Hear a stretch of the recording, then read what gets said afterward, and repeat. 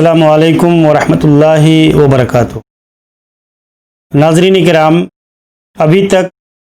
ہم اور آپ حق و ہدایت کے اصول اور اس کے تعلق سے جو کتاب و سنت کی تعلیمات ہیں اس کی روشنی میں کچھ باتیں سماعت کر رہے تھے۔ آئیے اب دیکھتے ہیں کہ ایک آدمی کے لیے، ایک شخص کے لیے ہدایت کے معاملے میں حق کو قبول کرنے کے راستے میں کیا رکاوٹیں ہوا کرتی ہیں کہ جس کی بنیاد پر وہ آدمی علم ہونے کے باوجود یا بہت سی چیزوں کے وجہ سے وہ آدمی جو ہے حق کو قبول نہیں کر پاتا۔ حق کو قبول کرنے کے معاملے میں جو موانع، جو رکاوٹیں ہوا کرتی ہیں، اس کے اسباب کیا ہیں؟ اس معاملے میں علماء نے بہت سارے ایسے بنیادی اسباب کا ذکر کیا ہے کہ ایک شخص کو حق بات کے قبول کرنے کے معاملے میں جو سب سے بڑی رکاوٹ ہوتی ہے وہ علم نہ ہونا، علم کا نہ ہونا، حق کی پہچان نہ ہونا، اسے حق کی معرفت حاصل نہ ہونا، یہ بنیادی سبب ہے۔ یعنی کسی شے سے جہالت، جیسے کہا جاتا ہے الناس اعداء لما جہلوا، جب ایک آدمی کسی چیز سے جاہل ہوتا ہے تو اس کا دشمن ہوتا ہے، اور جب انسان کو اس چیز کی معرفت حاصل ہو جاتی ہے، علم ہو جاتا ہے، تو بہت حد تک انسان اس کو قبول کرنے پر آمادہ ہو جاتا ہے۔ تو انسان کے لیے جہالت یہ بہت بنیادی سبب ہے حق کے قبول نہ کرنے کی۔ حق کو تسلیم نہ کرنے کی بنیادی اسباب میں سے جو چیز ہے وہ علم نہ ہونا، عدم معرفت یا ضعف المعرفہ، معرفت اور علم کا کمزور ہونا، یہ بنیادی اسباب میں سے ہے۔ اور ہمیں اس چیز کو جاننا چاہیے کہ کسی بھی شخص کو اگر حقیقت میں کتاب و سنت کی تعلیمات کو، اسلام کو، منہج کو، عقیدے کو قبول کرنا اور جاننا ہے تو اس کے لیے سب سے پہلی چیز کہ ہم اپنی جہالت کو دور کریں۔ ایک داعی کا کام یہ ہے کہ وہ اس شخص سے اس جہالت اور عدم معرفت کو دور کرے، اس کو علم دے، اس کو معرفت کرائے۔ ایک آدمی اللہ تعالیٰ کے بارے میں نہیں جانتا، اللہ تعالیٰ کی ربوبیت، اللہ کی الوہیت، اللہ کے اسماء و صفات، اللہ تعالیٰ کے معاملے میں جو ایمان اور یقین کا تقاضا ہے وہ اس کا علم نہیں رکھتا، تو لازمی چیز ہے کہ وہ شخص اس معاملے میں قبول حق سے اعراض کرے گا۔ لیکن جب انسان کو صحیح علم اور بصیرت ہوتی ہے پھر آدمی اس چیز کو تسلیم کرتا ہے، اسے مانتا ہے۔ اسی لیے آپ دیکھیں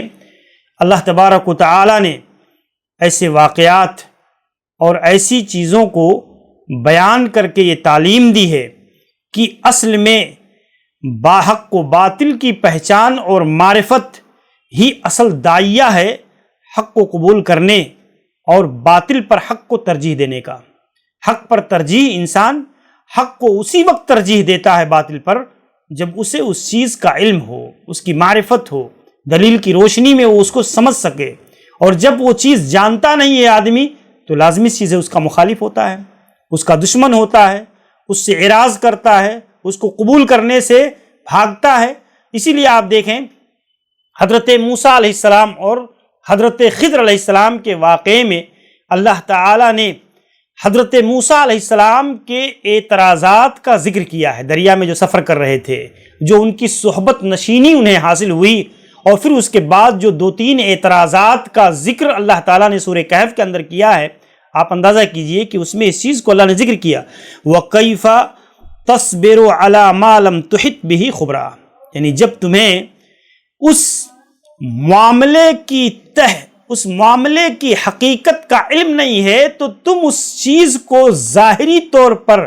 خلاف ہونے کی وجہ سے کیسے قبول کر سکتے ہو؟ یعنی خلاف ظاہر کو کیسے تم قبول کر سکتے ہو کہ بظاہر دیکھنے میں، یعنی ایک صحیح سلامت کشتی جا رہی ہے، اس میں 2 بچے سوار ہیں، اب ظاہری طور پر یہ بات سمجھ میں نہیں آ رہی ہے کہ اس کشتی میں سوراخ کر دیا حضرت خضر نے، تو موسیٰ علیہ السلام اعتراض کر بیٹھے کہ آپ اس کے اہل و عیال کو ڈبو دینا چاہتے ہیں، مطلب کیوں آپ نے اس کشتی کو جو ہے وہ کر دیا؟ تو آپ دیکھیں ان کو علم نہیں تھا اس کے انجام کار کا، ان کو علم نہیں تھا اس چیز کا، تو وہی چیز اللہ نے ذکر فرمایا وَكَيْفَ تَصْبِرُ عَلَى مَا لَمْ تُحِطْ بِهِ خُبْرًا یا موسیٰ انی علی علم من اللہ، اے موسیٰ اللہ نے مجھے علم دیا ہے، علم سکھایا ہے اللہ نے، وَلَمْ تُخْبِرْ حقیقتہ، اور اللہ نے تمہیں اس کی حقیقت کا علم نہیں دیا، اسے خبردار نہیں کیا ہے، اسی لیے جو ہے تم اس چیز کو نہیں جانتے۔ نجات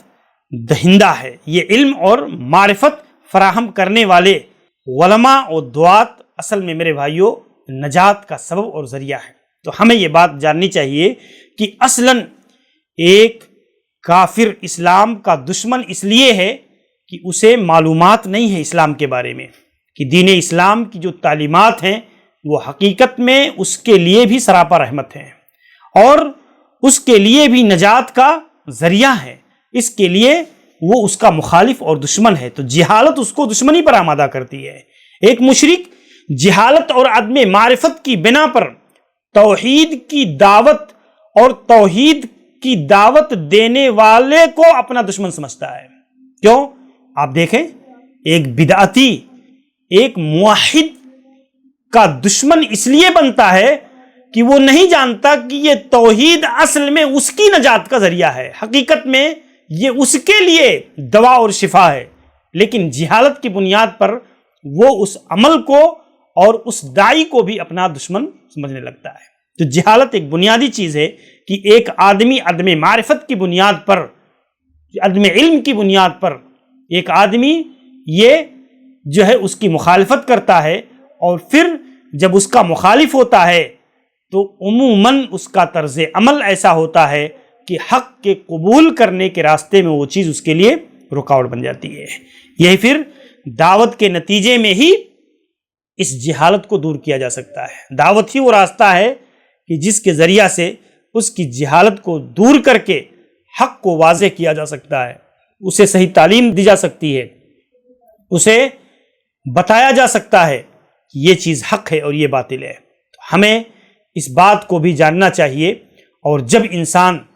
حق کو جان لیتا ہے تو پھر حق کا علم ہونے کے بعد پھر انسان اس پر ڈٹ جاتا ہے، اس پر جم جاتا ہے، پھر دنیا کی کوئی طاقت، آپ دیکھیں ایمان لانے والے، ایمان قبول کرنے والے صحابہ کرام یا قرآن نے جو دوسرے انبیاء کی امتوں میں ایسے مومنین کے واقعات کو بیان کیا ہے کہ جب تک وہ اس حقیقت سے جاہل تھے تو وہ اس کا مخالف تھے، لیکن جب انہوں نے اس حقیقت کو جان لیا تو اس پر ایسے جم گئے کہ اپنی جان، اپنا مال، اپنا سب کچھ اس کے لیے قربان کر دینے میں ذرہ برابر بھی دریغ نہیں کیا۔ آپ حضرت موسیٰ علیہ السلام کے ان دور کے ان جادوگروں کے واقعات کو قرآن کے اندر پڑھتے ہیں کہ جس میں جب تک وہ جاہل تھے، انہیں علم نہیں تھا حضرت موسیٰ علیہ السلام کے پیغام کا، دعوت کا، معجزے کا، تو وہ ان کے مخالف تھے اور ان کے مخالف بن کر کے جادوگر کی شکل میں آئے تھے ان کا مقابلہ کرنے کے لیے۔ لیکن آپ دیکھیں کہ جب ان کو حق کا علم ہو گیا، اس کی معرفت حاصل ہوئی کہ یہ جادو نہیں ہے جو حضرت موسیٰ علیہ السلام دکھا رہے ہیں، یہ اللہ کی طرف سے تعاون اور نصرت ہے، اللہ کی مدد ہے، یہ معجزہ ہے اللہ کی طرف سے، تو انہوں نے کیا کیا؟ حق کو قبول کر لیا، اور اس قبول کرنے کے راستے میں فرعون کی دھمکی، فرعون کی سزائیں، فرعون کی دردناک عذاب، یہ چیزیں رکاوٹ نہ بن سکی، بلکہ قرآن نے اس کا جو منظر کھینچا ہے، آپ دیکھیں کہ فرعون نے کہا کہ میں تمہارے داہنے پیر اور بائیں ہاتھ کو کٹوا کر کے جو ہے درختوں پر لٹکا دوں گا، تو انہوں نے قالوا لن نؤثرک علی ما جاءنا من البینات والذی فطرنا فاقض ما انت قاض انما تقضی هذه الحیات الدنیا، یعنی اب ہم تیری بات کو ترجیح نہیں دے سکتے، جو ہمیں حق و ہدایت ملی ہے، جو ہمیں اللہ کی طرف سے جو حقیقت میسر ہوئی ہے، اب ہم اس پر تجھے ترجیح نہیں دے سکتے، والذی فطرنا فاقض ما انت قاض، یعنی اب جو تو کرنا چاہے کر لے، اور تو زیادہ سے زیادہ یہ کر سکتا ہے کہ ہماری اس دنیا کی زندگی کا خاتمہ کر دے، اس دنیا سے ہمیں رخصت کر دے، اس سے زیادہ تیری کوئی حیثیت نہیں ہے۔ تو آپ دیکھیں یہ اصل میں حق و ہدایت کا معاملہ ہے کہ انسان کا عدم علم، عدم واقفیت، نہ جاننا، جہالت، یہ انسان کے قبول حق کے راستے میں ایک بڑی رکاوٹ ہوتی ہے۔ اور جب آدمی کو علم حاصل ہوتا ہے، علم ہو جاتا ہے، حقیقت کا، سچائی کا پتہ چل جاتا ہے، تو آدمی اس چیز کو قبول کر لیتا ہے۔ تو اس لیے جو سب سے بنیادی چیز ہے کہ انسان حق کو قبول کیوں نہیں کرتا، تو حق کا علم ہونا یہ سب سے بنیادی چیز ہے۔ اللہ تعالی ہمیں اس کی توفیق نصیب فرمائے۔ السلام علیکم ورحمۃ اللہ وبرکاتہ۔